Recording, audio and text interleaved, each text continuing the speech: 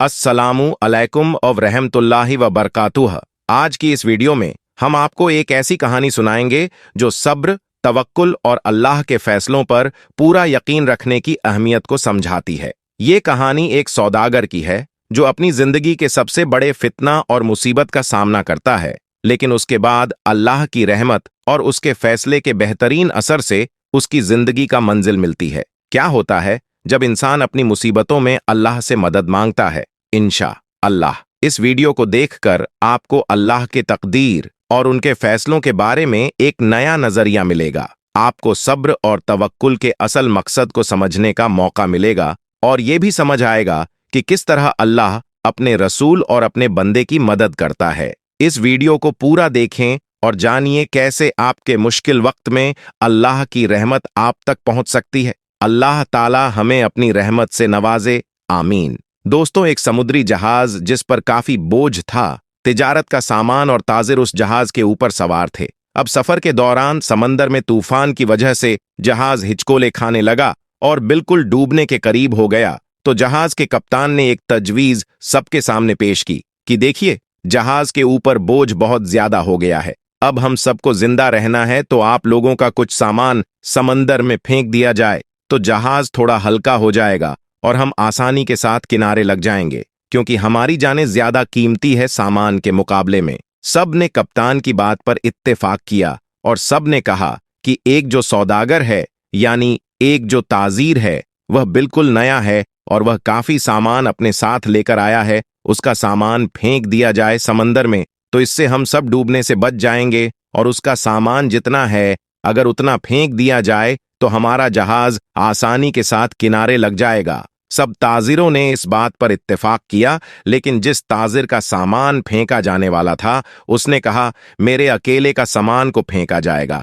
सब ताजिरों का थोड़ा थोड़ा सामान समंदर में फेंक दिया जाए, उससे नुकसान भी सब पर तकसीम हो जाएगा और सबकी जानें भी बच जाएंगी। लेकिन सब सौदागर ने उस नए सौदागर यानी नए ताजीर के खिलाफ बगावत कर दी और उससे लड़ाई झगड़ा करना शुरू कर दिया। और झगड़ा इतना बढ़ गया कि सब ताजिरों ने मिलकर उस नए ताजिर यानी उस नए सौदागर को उसके सामान के साथ उठाकर समंदर में फेंक दिया और अपना सफर जारी रखा।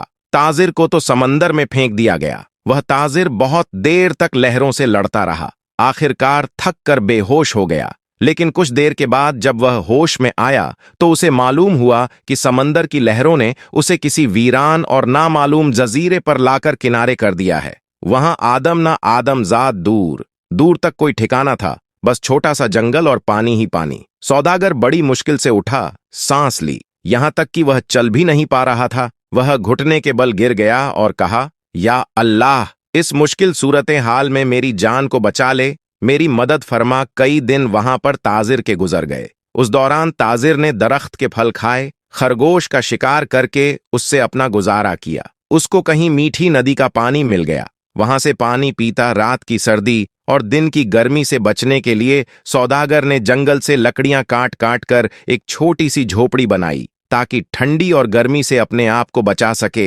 एक दिन हुआ यूं कि जैसे कहते हैं ना, गरीबी में आटा गीला।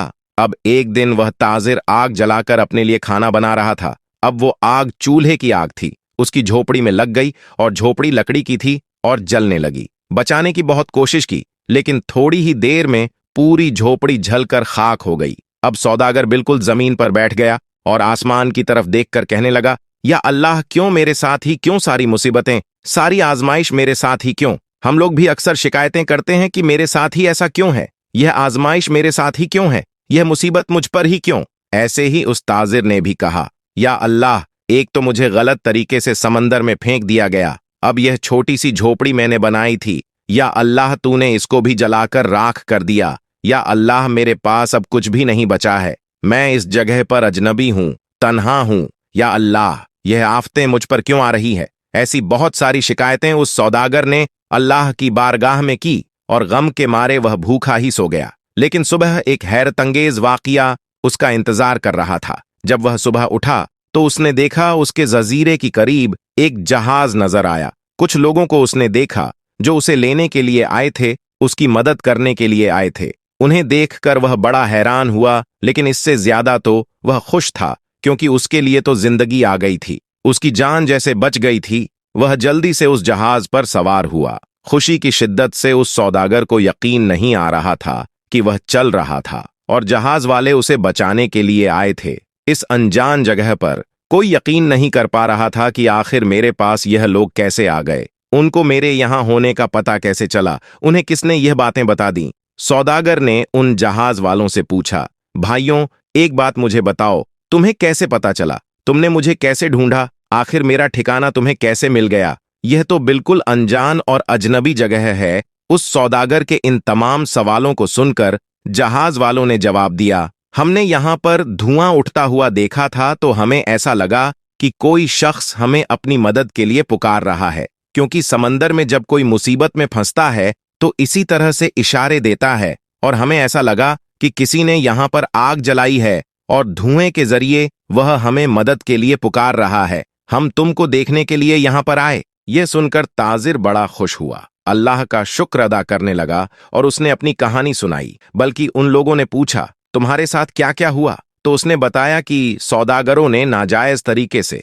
उसे उठाकर जहाज से बाहर फेंक दिया। समंदर में उसका सामान भी फेंक दिया गया। वह लोग जो कि जान बचाने के लिए आए थे, उन्होंने कहा, अच्छा, तुम उस जहाज के बारे में हमें बता रहे हो, तो मैं आपको बता दूं कि वह जहाज अपनी मंजिल तक नहीं पहुंचा, बल्कि समंदर के लुटेरों ने उस जहाज पर हमला कर दिया, पूरा सामान लूट लिया और सारे ताजिरों को कत्ल कर दिया। सिर्फ तुम अकेले बच गए हो। तुम पता नहीं कैसे बच गए, अल्लाह ने तुम्हें बचा लिया। सौदागर यह सुनते ही ज़ारोक्तार रोने लगा। वही सजदे की हालत में गिर गया और कहने लगा, या अल्लाह, तेरे काम और तेरे फैसले सबसे बेहतर होते हैं। तू जो भी करता है अपने बंदों के लिए बेहतर ही करता है। बस हम ही बेसब्री हो जाते हैं, हमारे अंदर सब्र नहीं होता, वरना बाद में तो पता चलता ही है। अल्लाह, तेरा जो फैसला था वह बिल्कुल सही था। मेरे भाइयों और बहनों और दोस्तों, अगर आपकी हालात बिगड़ जाए तो आप डरे नहीं, आप खौफजदा ना हो। बस इतना यकीन रखें कि खुदा की हर चीज में हिकमत होती है। जब भी आपका कोई काम रुक जाए,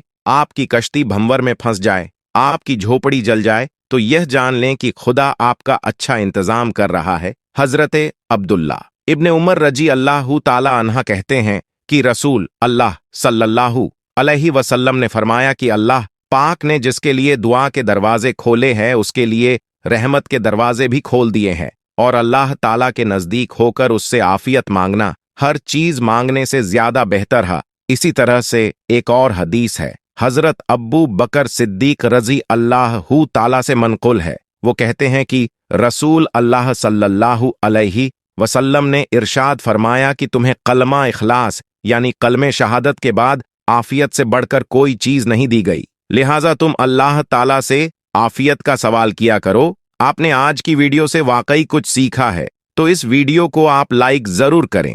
अगर आपने हमारे चैनल को सब्सक्राइब नहीं किया है तो अभी सब्सक्राइब कर लें, और आइंदा आने वाले ऐसे ही दिलचस्प वीडियोस की नोटिफिकेशन के लिए बेल आइकन पर क्लिक करना ना भूले। बहुत जल्द एक और नई वीडियो के साथ आपकी खिदमत में हाजिर होंगे। तब तक के लिए अल्लाह हाफिज।